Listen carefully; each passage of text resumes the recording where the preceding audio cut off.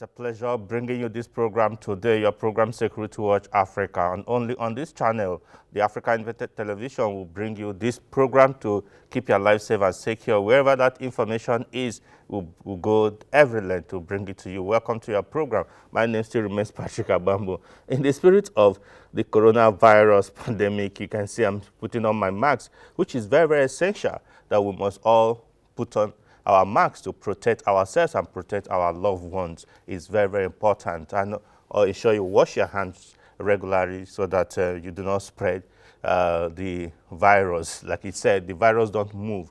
People move the virus. So ensure that you don't move the virus to others. And one thing that is important, which we must emphasize today, is that love is the principal thing.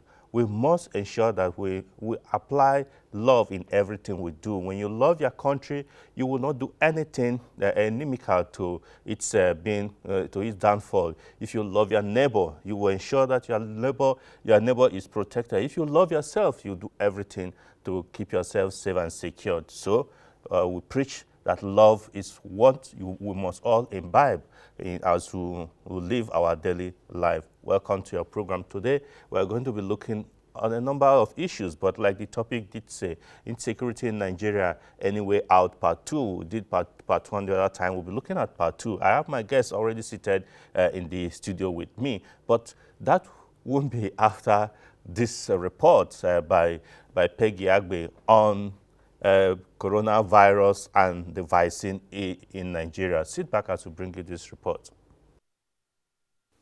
For over a year now, the world has been unsettled with the coronavirus pandemic and looking forward for vaccines to salvage the pandemic. In January 2021, vaccines are available. Various countries are working out means to get it to its citizens, even Nigeria.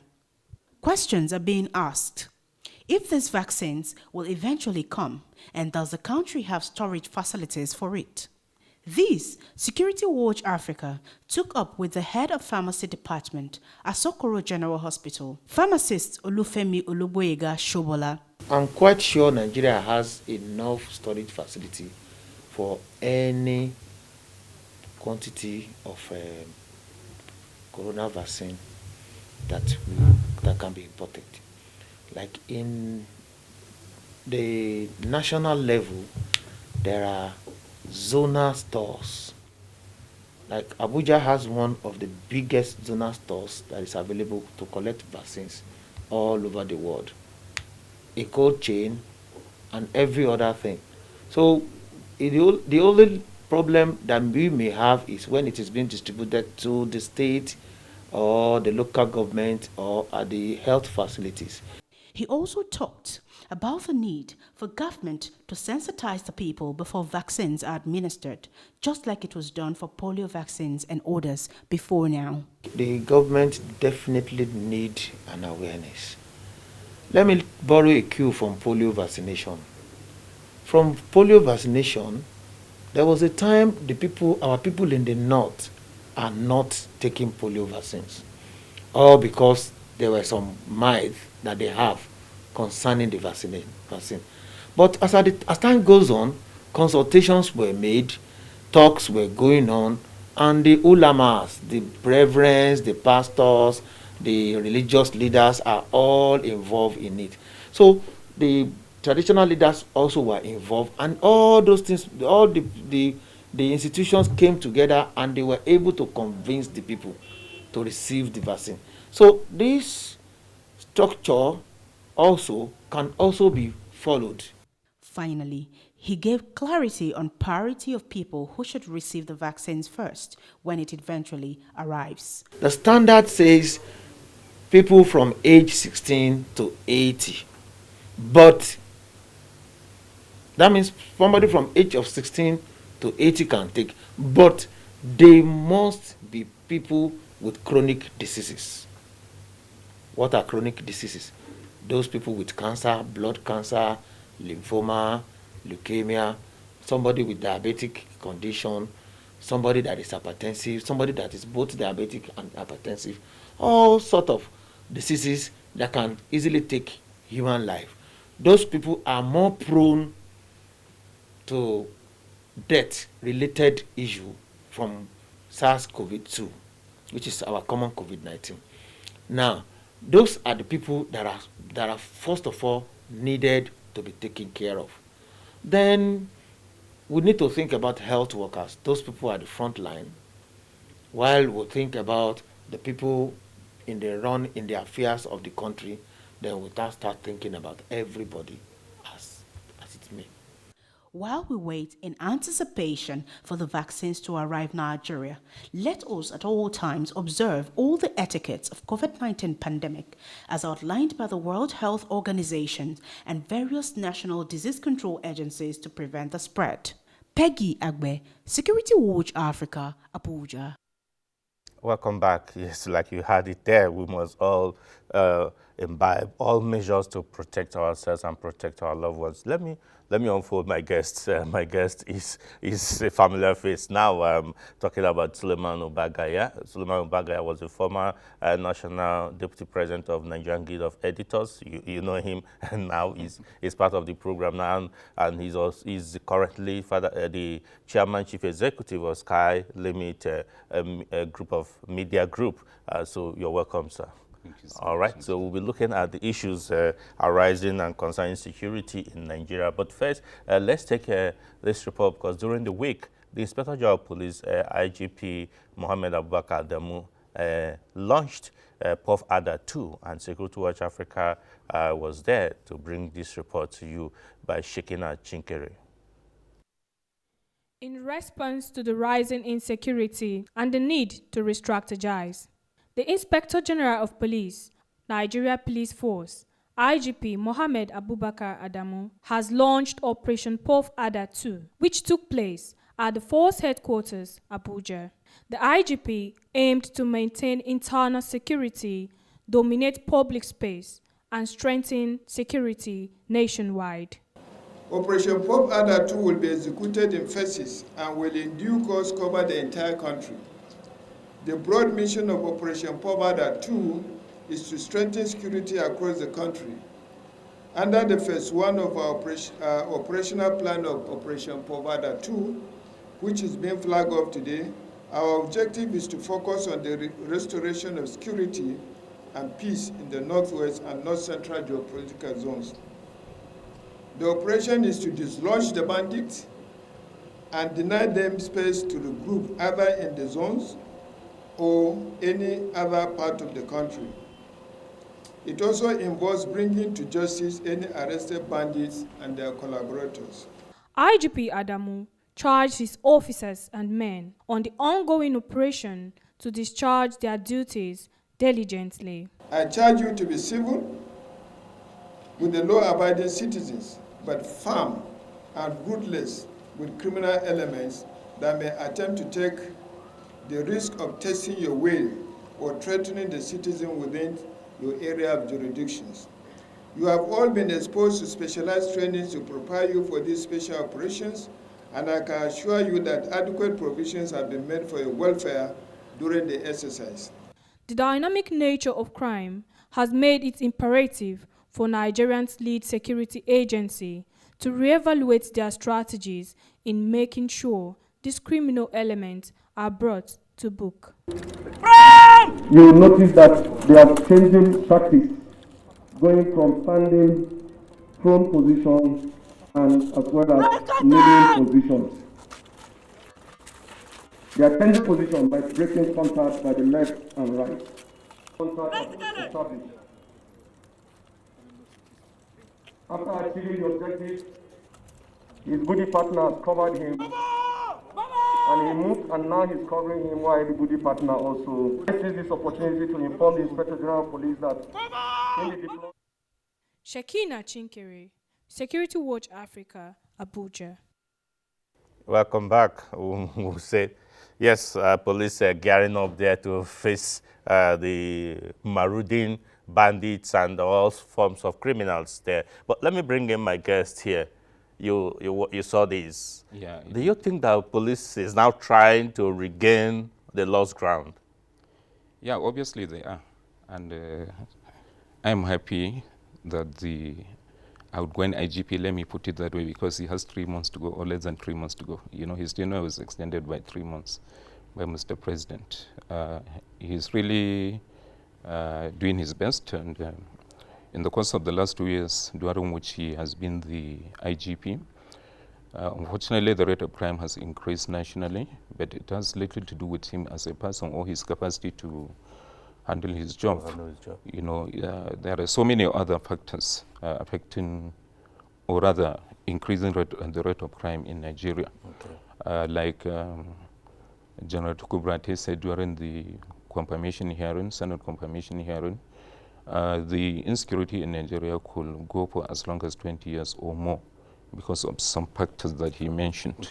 You know, globally, what a lot of people don't know is that in fighting this kind of warfare, the civil population has 60% role to play, while the military has only 40%, because the locals drive intelligence. So by this operation that the IGP has launched, Operation Pop Ada, I think the rate of crime is going to drastically reduce, and he's going to reduce the pressure also on the military. Yeah, because that's the issue. They have been put a lot of pressure on the military. Exactly. But I will come back to you, because you mentioned the retired Lieutenant General Burete. Yes. We have a report about what he did while in office. Sit back as we bring you this report put together by Security Watch Africa. In 2015, the Nigerian President Muhammadu Buhari, appointed Lieutenant General Tukur Yusuf Buratai as the 20th Chief of Army Staff of the Nigerian Army. On assumption of office, he rolled out his vision and mission, which was to have a professionally responsive Nigerian Army in the discharge of his constitutional role. I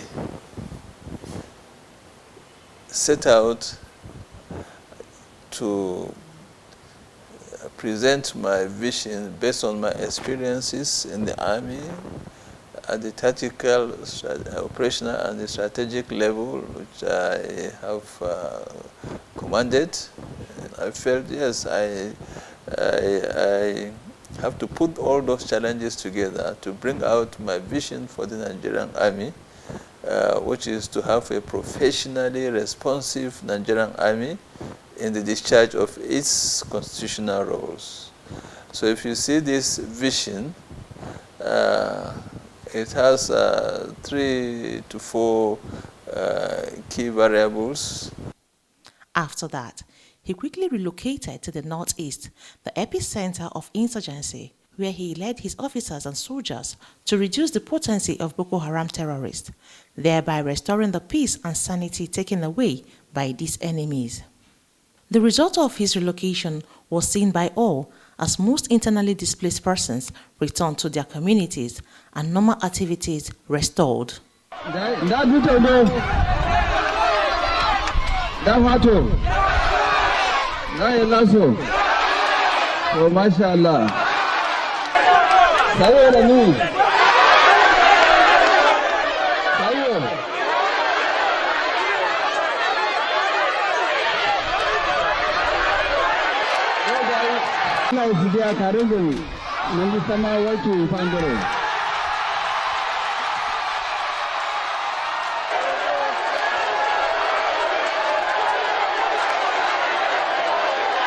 The former army helmsman did not just stop there.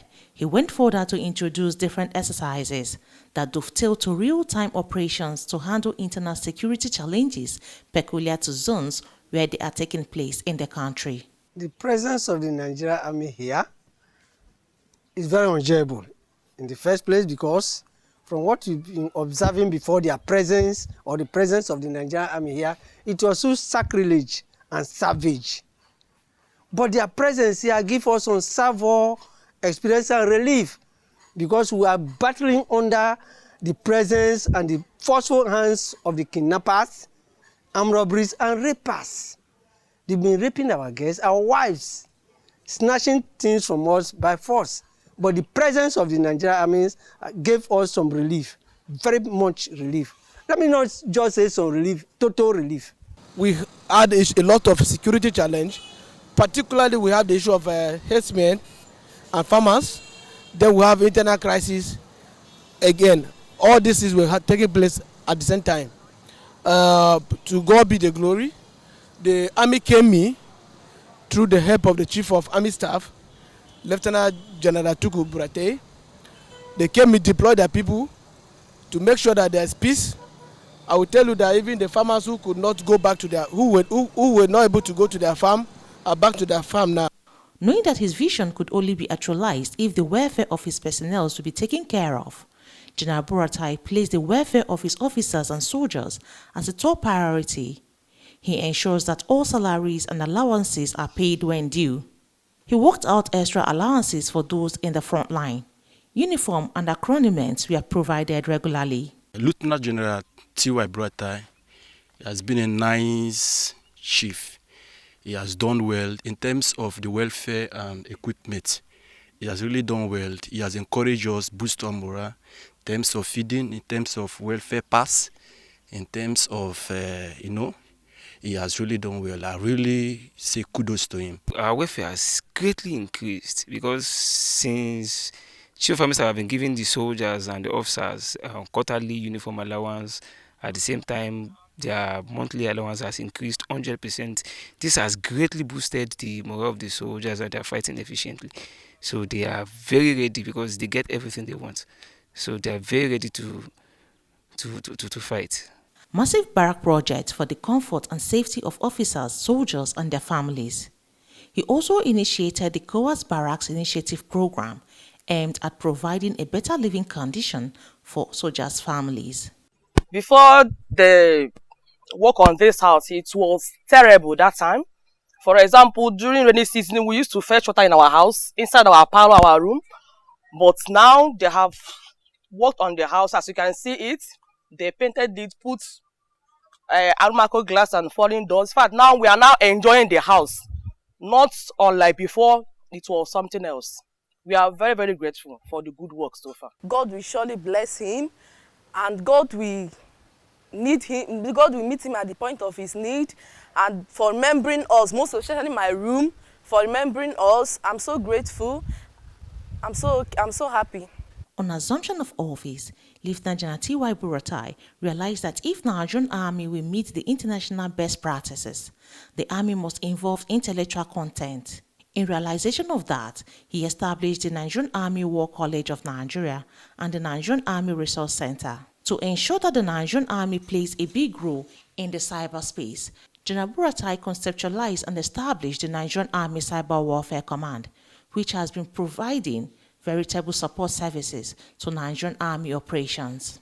In infrastructural development, the administration of the then Chief of Army Staff was rated to be the best so far, as many Army Corps formations and divisions experienced facelift and new buildings projects initiated, constructed and commissioned.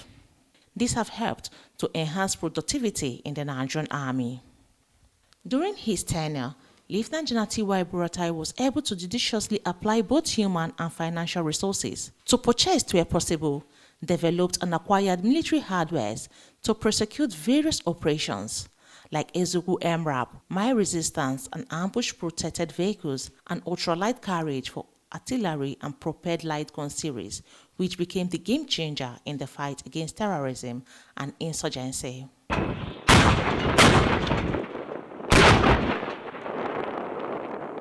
We should look at the leadership of the Nigerian Army and the person of Lieutenant General Tuku Yusuf Buratai. I remember the last time I was made to speak or to avail myself for an interview like this, I shied away from mentioning anything about him. But whether I mention it or not, facts are sacred.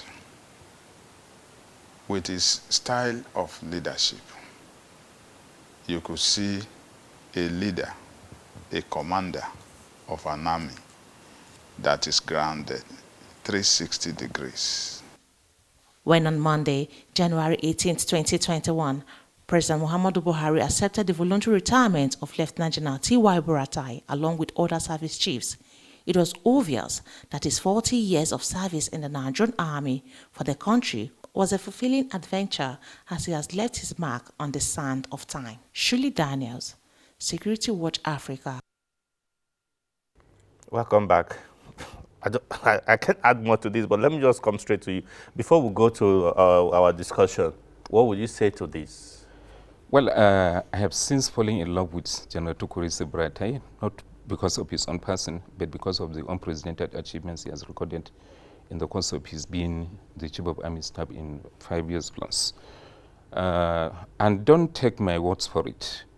For example, this is a man who has ensured that for the first time, there were local government elections in all local governments of Borno State, I think 28 local governments.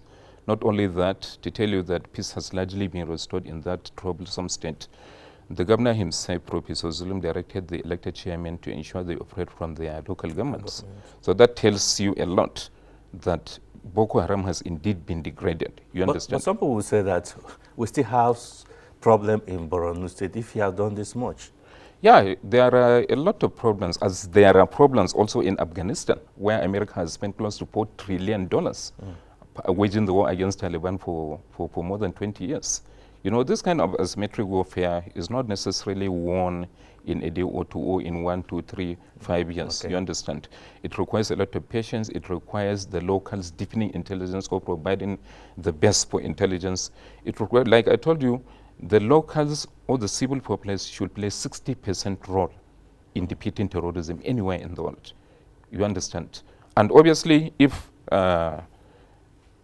it can take America with all its sophistication, with all the funding, with all the equipment, everything they have, 20 years plus now fighting Taliban. I'm not surprised that Nigeria has been fighting Boko Haram since 2009, making it this about the 11th or 12th year. Yeah. You know, so war requires a lot of patience. It's not a walk in the park. It's not something that, of course, it's easy to start any trouble, but question it, you know, because there are so many variables. You need to be very careful not to kill as many innocent people. Yeah, innocent people. Yes. So you need to be, and the danger is, these are people, the terrorists are people who are dressed like you and me. You understand? So you hardly even distinguish. And that is why they've been able to lay so much ambush against the military, to inflict so much damage against our military. Because not because the military is not capable, but obviously because of the fact that they dress like you and I. You can't distinguish. You can't make any distinction. It's all like an international war between two different nations. You know, both nations, the militaries have different uniforms, so you can easily figure out the enemy.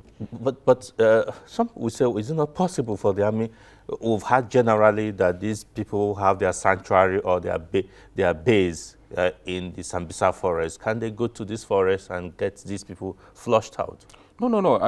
I think that is a little bit erroneous. Of course, Boko Haram started having Sambisa forest as their main base. Indeed, it is their main base. It is still their main base. But don't forget, until very recently, they also used to have sanctuary in Chad Republic and some parts of Cameroon, you know. And until they killed about 1,000, if I remember, I think, 100, I think, members of the Chadian troops, during which the Chadian forces waged a very strong war against them and killed about 1,000 or so. You know, they will come into Nigeria, carry out some attacks and run back to Chad. And it's a sovereign nation that you can't just go in there, enter anywhere, anyhow. Yeah, because some people don't understand that this Sambisa cut across many nations. Exactly. It's just not in Nigeria alone. It's not just Nigeria. And you know, so there are so many factors, honestly. Funding, equipment, the number also of the military. You know, people talk about some targets being hit. You know, terrorists do that as a strategy to give the false impression that they are still very much on ground. On ground, okay. But the Nigerian military, the Nigerian army particularly, I think the entire number is around 150,000. It's so very insignificant. Very insignificant. But one thing that troubles Nigerians, because they will tell you that we're getting signed to leave, it's that these bandits that are creating problem in the northwest and these so-called Fulani headsmen that are killing, and are they not also a big problem? How do we tackle this, especially this headsmen issue, because everybody's talking about them now? Yeah, honestly speaking, that is one issue. You see, this look, I think I support people who are saying that there is need for a holistic change in the security architecture of Nigeria.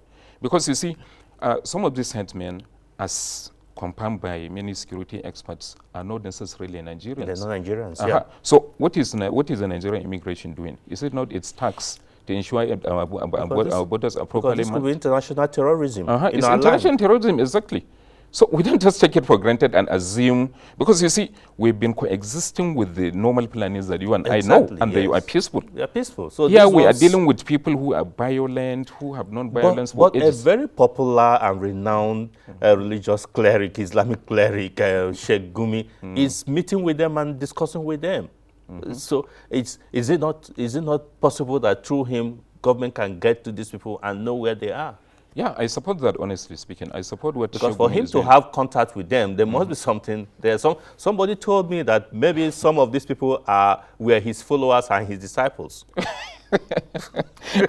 I don't know that. Because that is why you could have their number and quickly look at like this Kagara issue. Immediately, a day after, he was talking with them. Well, that is honestly an issue I believe we can discuss another day because of time. But you see, when I was editor when I was the title editor in one of the national newspapers, I remember I used to have the phone number of Abu Kaka, the spokesman of Boko Haram. So having the phone number of terrorists doesn't make you a part of that. All right, okay. Yes. So like you said, it has to be discussion of another day, but it's very, very important we look into it. But we'll mostly for other programs to continue. I must thank you for being on the program today. I'm sure you will give us time to join us again next time. Sure. Until we'll come here again next week, I said thanks for joining us and bye for now.